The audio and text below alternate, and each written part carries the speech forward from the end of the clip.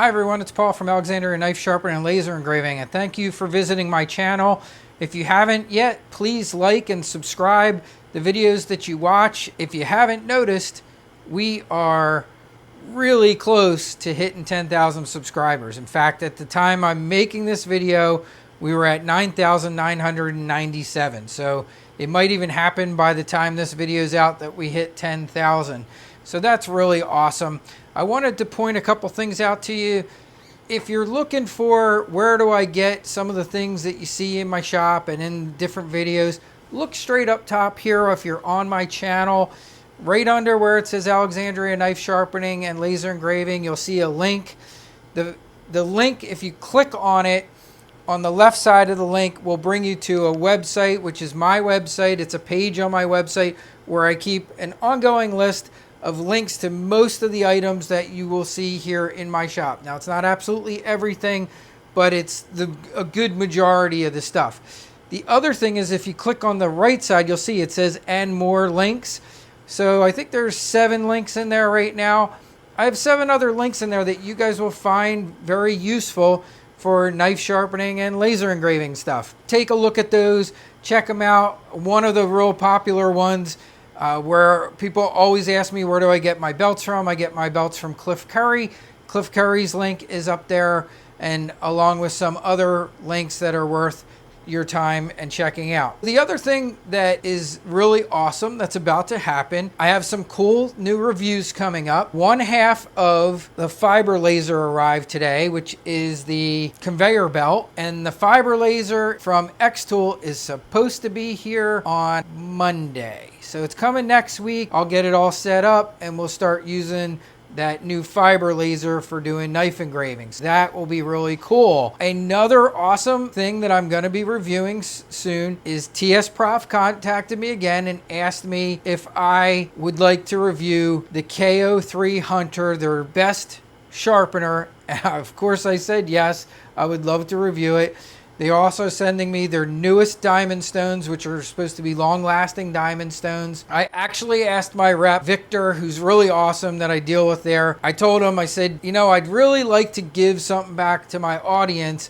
Would you mind if I gave my TSPROF Pioneer to somebody for hitting 10,000 followers? And he said, you know what, Paul? I have an even better idea. Why don't I give you a brand new one to give to one of your followers from us? And that way you can keep yours, because we have some cool accessories and things coming out in the future, and we still want you to have one to be able to do further reviews for us. So I thought that was super nice of him, and I just wanted to share that with you guys, that once we hit 10,000, which by the time you watch this we might be there, I'm going to come out with another video, something simple. And I'm just going to have you just make a comment in there. And if you comment in the video, anyone who comments, I'm going to randomly pick a winner from the comments. And that person's going to get the brand new TSPROF Pioneer for free. As a thank you to all of you who have subscribed and followed my channel, I just wanted to let you guys know that. So that's coming. So what am I going to do with the rest of this video? So the rest of this video, I'm going to do shop tour. So I've done 2 of these in the past. I think it's time to do another one. And someone actually just asked the other day, hey, Paul, would you do another shop tour and just kind of show how your shop's set up and what gear you're currently using in the shop? We'll take a shop tour around both sides of the shop, the sharpening side of the shop and the laser engraving side of the shop. I'm going to get behind the camera now and we will start doing the shop tour. And then just keep your eye out, because when we hit that 10,000, I'm going to do the giveaway. And I didn't forget before about my other promise to do the giveaway on the knife engraving. So I'm going to do that too with this one. So it's going to be 2 giveaways, because I promised to give away a Mora knife, personally engraved one, when we hit 5,000. But I wanted to make sure I was in compliance with everything on YouTube. I'm real clear on what I have to do to be in compliance to do those giveaways, and we are good to go. So we're going to do those 2 items. So it's going to be the Mora knife, and it's going to be the TSPROF Pioneer sharpening set. One of you lucky followers out there, and somebody's going to win that. So how cool is that? Because it's a pretty nice sharpener. And if you haven't seen it before, I reviewed it in the past, so you can go into my TSPROF videos and take a look for the review of the TSPROF Pioneer. All right, so let's get on with the shop tour. Alrighty, so let's start here. So this is kind of the middle of my shop, and it's the one area that's actually doing two things. I do knife sharpening on here, and I do laser engraving on here. But I'm going to be doing some changes to this table soon, but this is how it's set up right now. As you can see over here on the right hand side, that's my laser Pecker 4. I will get to that later. But here is my TSPROF Cadet Pro right here in the middle.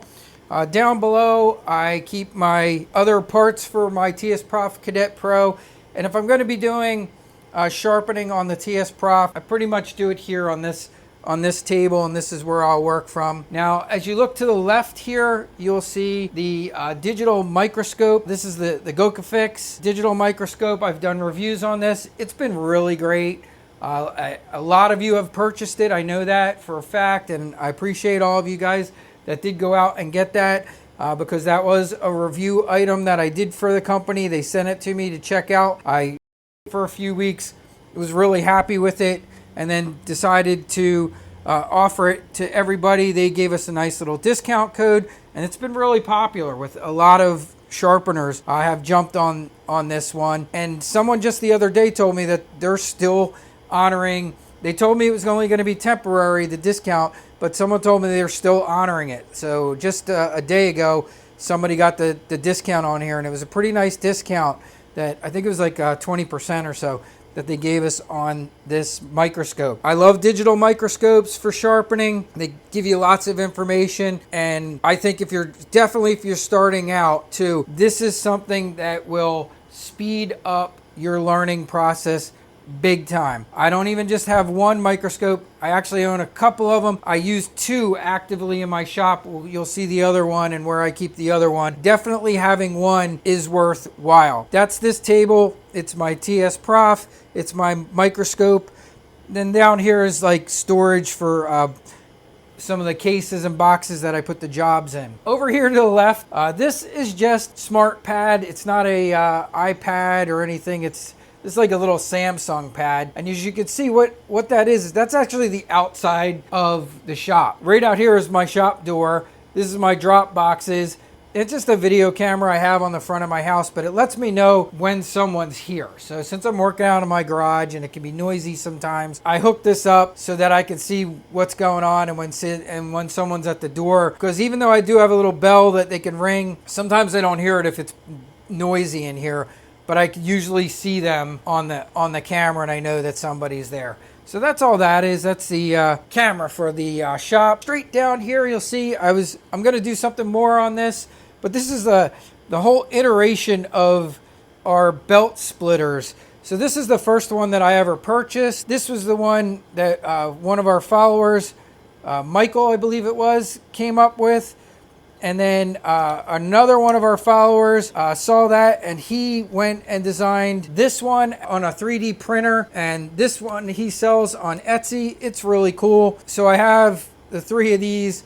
So I just wanted to share that with you. I always thought that was really cool. We have our iteration of belt splitters. And I use split down belts for a lot of things, mostly for doing serrated knives. All right, so continuing over to the left side of my shop, we are at my downdraft table. For those of you who don't know what a downdraft table is, it's simply a table with vents in it that is hooked up to some type of vacuum. I have a Jet 1.5 horsepower dust vacuum for a shop that I will show you that this is hooked up to. And when I want, I can turn it on, and it basically pulls as much of the dust and debris as it can down towards the table. You will still get a lot on the table, but it helps it from going airborne and all over the shop, and does help keep things a lot cleaner by kind of pulling that stuff into this area. In the middle here, we have the Tulker 1x30, which is one of my absolute favorites. And then on the left and right here, I have two Harbor Freight style or Central Machine style conversions. It's pretty much the same machine. And these I converted following Cliff Carey's methods for converting 1x30s. And they basically have sewing machine motors on them. The reason we use the sewing machine motors is because they go both directions and they are variable speed. So you can see I can completely control the speed and on and off of this item. This sharpener, or basically they're little mini sanders that have been converted into sharpeners. Without this, they tend to run around 3,500 RPMs, which is just way too fast for sharpening. It overheats knives. And that's one of the reasons we like to do the motor conversion, is because it gives us that variable speed. I like to run my speed around 1,700 and really no more than 2,000 RPMs. But I tend to be in that 1,700 RPM range on most things. And actually when I do edge trailing stuff and when I do serrated knives with cut down belts, I usually run around 1,700. These little things are just magnets. They're great for all kinds of things, for clamping things down. They're also great for, just as you can see, this one's collected all kinds of dust on it. They're on-off magnets, so you can turn it on and it grabs with some serious force. I use these. You'll see they are behind my machines, so they clamp in two directions. You'll see they clamp down, but they also clamp forward. So it's got magnets that can grab on both sides when it's activated. And I will clamp this to the back and it clamps down. And what it does is it keeps this from moving and sliding around. And I use that on the Harbor Freight styles. On the Toolker one, I don't have to do that because I have an actual little clamp here that I hold it down with. But you can do this also. I've done both. So I've clamped it both ways. I've either done it with this, but I also have this little just kind of a clamp down here at the bottom. So that works fine on the Toolker. And you can do that also with these Harbor Freights. You can put like a little clamp down here.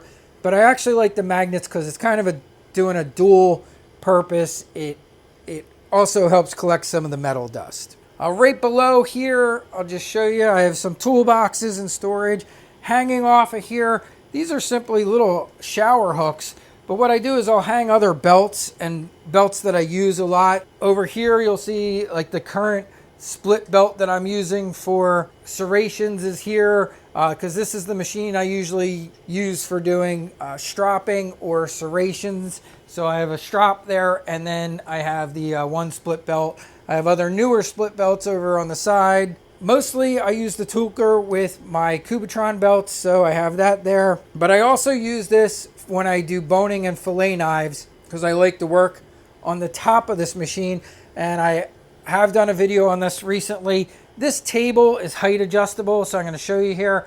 I'm going to hit the number 1 and you'll see that is dropping down. And I have number 1 position set up, so if I want to work on the top of my Toolker, that's where I set this. And then when I want to do regular sharpening on everything, when I'm not going edge trailing, I can go to either 2 or number 3 on my table, and that's higher up, line of sight, and that works really well for me. And it also helps save my neck from not looking down all day while I'm sharpening things on my 1x30s. All right, so over here is like my cleaning and polishing table and also my stropping table. So right here is kind of my cleaning and polishing zone. And you'll see I have 2 jewelry buffers. I have several dental abrasives on here on these buffers. And then I also have, just off to the right, I have some handheld Fordham tools. So there's 2 Fordham tools over here. Same thing with dental abrasives on there, Dededco dental abrasives. And this one actually is a Dremel tool with a wire wheel, and I use that a lot for when I do serrations. I have a little scoop hood over here. So part of my ventilation system, I'm going to swing you to the right a little bit and down low. If you see down there, there's a little vent. I can close the vent off, and then what it does is it will stop sucking from the downdraft table, and it'll start sucking through this little scoop over here. So when I'm doing polishing and buffing, and especially when I clean the buffing wheel with the rake, it will help suck all that dust into that scoop, so it doesn't throw it all over the shop as much. The little ball here, sometimes if I just want to stop the suction on this thing so that there's more suction, I can have this opened up so it's doing both the downdraft table and both at the same time. I haven't put another gate valve in here. I should probably just add another one, but what I actually do is I just stick this ball in there, and that sucks the ball in, and it stops letting as much suction through, and I get a little more suction out of the downdraft side of the table. This is also where I keep just a lot of miscellaneous tools. This is where I tend to do messy stuff.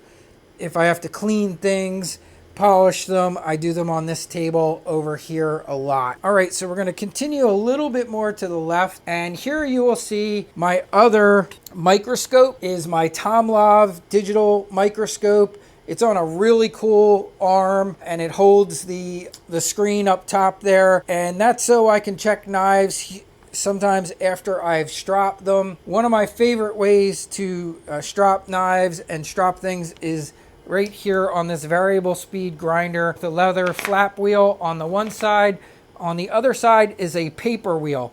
This one is a little bit more aggressive than this one. So if I have a little bit of a stubborn burr that's not coming off, sometimes I'll jump over the paper wheel to get it off. And then I usually go back to here. I will also spray these up. I don't spray the paper one up, but I will spray the leather one up with diamond sprays. In fact, you can see it's sitting right here next to it. I have a 1 micron diamond spray that is 22,000 grit that I make myself. If you haven't seen that video before, I have a video that shows how you can make your own diamond sprays with Lapistry diamonds for really inexpensive. So you don't have to go out there and spend the, tons of money on these like $80 name brand diamond sprays. And it's a really interesting video. I highly recommend everybody go watch it. There's a little bit of, I don't even want to call it controversy, but there's been some studies done that show that poly diamonds, for what we're doing, don't actually fracture because we're not using enough speed to fracture those diamonds. So if you're buying poly diamond sprays, it's kind of a waste of money. From my testing and what I've done, I kind of believe that's true. And like I said before in other videos about it, you can go check that out yourselves. Go watch my videos. I have links in there to the studies, to the things that were done, and the papers and different things that say why they felt that that's just not money well spent if you're buying poly diamonds and then putting it on a soft leather wheel and thinking that it's fracturing and doing what a poly diamond can do. It's just not the environment that they were made to use in. So that's been popular, and I think a lot of you guys have done that and have made your own diamond spray. It works fantastic for me. And I know several of you have contacted me and said it works great for you guys too. And that's what I do. So it's just much more economical for me. Over here you'll see on the table, that's one of my twice as sharp machines. My other one is down low. So I have one down here too. This is the one I use for just regular scissors, household scissors. This one that's up top here on the left I use for barbershop shears, and that's where I currently keep those. And I actually use that like down there on the floor. So I'll just drop down there, do a pair of scissors, and then come back up and get on with things.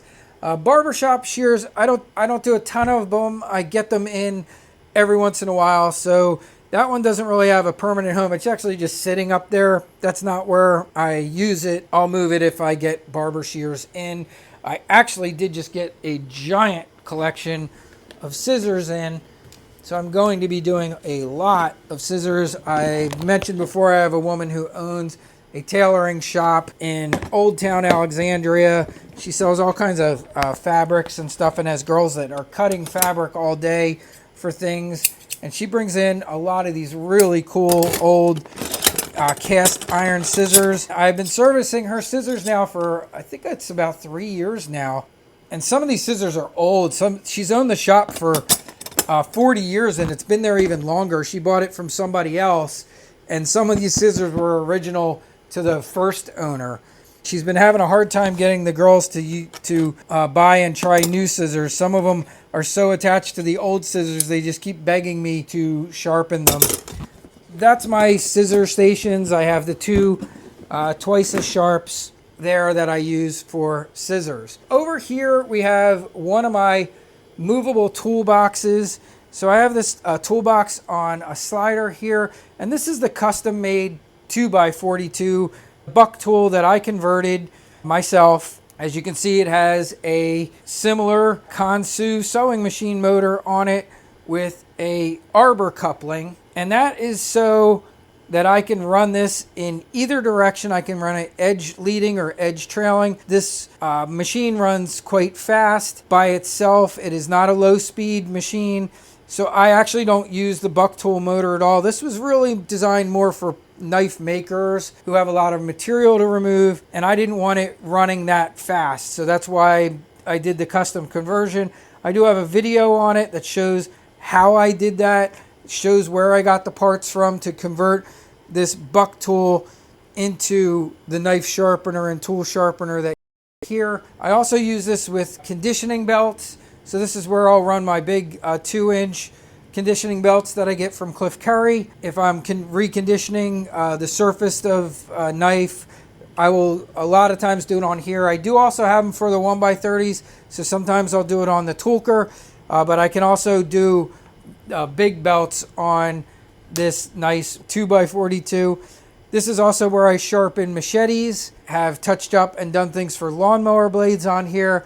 If it's something big that I want to freehand, I will also do it on here, and that's pretty much what I use my 2x42 for. I also do a lot of knife thinning on here, so if I have to thin a Japanese knife, I will a lot of times do it on the 2x42. I will do the thinning on. And now we are going to move over to the left again, and we will see my Tormek setup. And we also see the sleeping shop dog.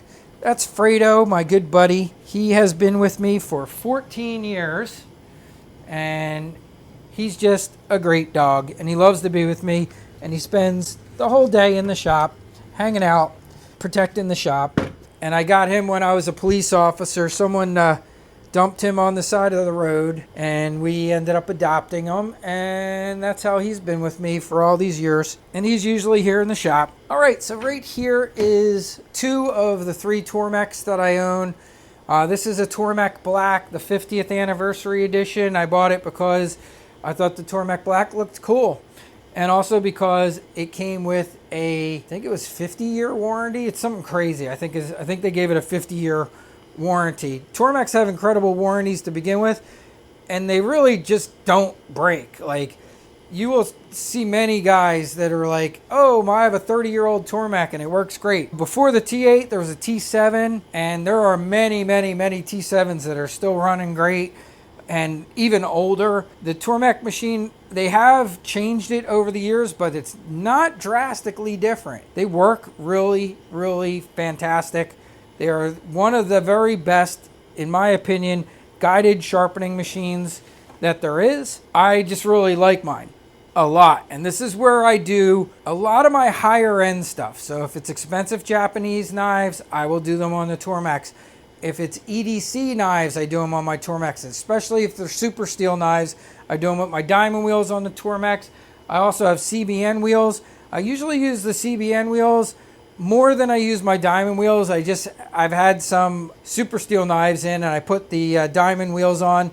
So a lot of times when I'll put them on, I'll run them for a while, because if I use the Tormek solution that keeps the wheels in good condition, because you run these wet, I don't like to waste it. So when I use some of that solution, it lasts for a while. I mean, you can literally use it for weeks. I have used it up to around a month.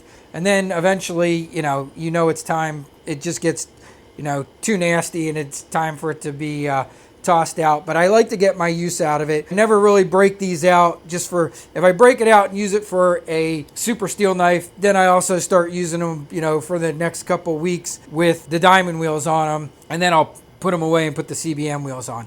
The CBN wheels, I grind dry for the most part. I love CBN. I actually like it even more than the diamond, I do wear a mask when I grind with CBN, and it's a huge question I get a lot of times. The guys are like, what about the dust? What about the dust? You know, like, keep in mind, guys, I'm in my garage. I have a garage shop, so I'm not super worried about the dust because it's a garage. And when I'm done, I vacuum up later. Now, I've been meaning to get around to redoing this, but I'm gonna show you. I have tested before with an air cleaner right by in close proximities to this, and it's never gone off when I've been using it grinding a knife, even dry. So I don't think, because these are fairly low speed, they're only 90 RPMs, I don't think it's throwing a lot of dust into the air. Like, you will definitely see dust around, but it's metal, and I think it just tends to fall straight down. To be on the safe side, even though I've never had my air quality checker go off, I still wear a mask. So I have a 3M mask I've shown many times. It's in my store. This is my favorite 3M mask. It has a little drop down on it so that it's nice. If I have to talk to somebody, I can quickly drop this down. I have this in my store. I also have a Trend Air Shield positive pressure mask. That is one of the few things that I've never really recommended to everybody. It would be really cool if I did more wood turning and things like that, but it's kind of heavy. I can't say that I love it. Maybe one day if I do more woodworking, it would be great. And I do occasionally pull it out and use it, especially if it's really hot out or if I have to go outside and grind and do stuff. It's great for that because it's got little fans in it, so it's constantly blowing cool air in there. And that's actually up there if you look in that plastic case. But in the one plastic case is my Trend Air Shield. And then over there, also on all those shelves, are cutting boards and everything that I have for laser engraving. So I do a lot of custom cutting boards. They go really well with a knife shop, and eventually we're going to get around to the lasers. That's where I just keep all the stuff that I use for laser engraving. The bigger stuff is over there.